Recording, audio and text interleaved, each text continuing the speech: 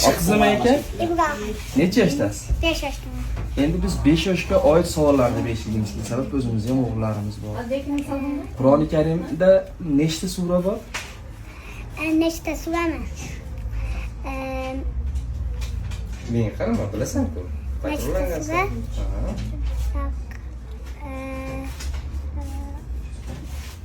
Hop, eng katta sura qaysi sura? En katta sura Bakara.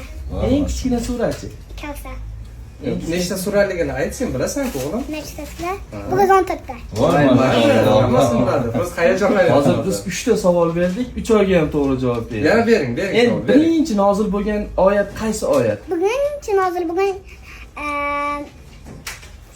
Sen podskazka bersan, qayerda? Rasulumizga Payg'ambarimiz alayhissalomga g'ori Hiroda oyat nozil bo'lgan qaysi sura? Iqro. Mashallah. Bering, savol bering. dadasi berinja, Bering. Savollar. Bering, sal qiyinlashtiraylik. Xo'p, eng oxirgi nozil bo'lgan surachi? En oxirgi Nasr dedi. Nasr. O'sha nima suraligini ayt? nima sura? İza jaa nasrullahi wal fath wa ra'aytan nas yadkhuluna fi dinillahi afwaja fasabbih bihamdi rabbika wasta'fir innahu kana tawwaba. Mashallah, bitta narsa Payg'ambarimiz alayhissalom aytganlar, al-aynu haqqun degan.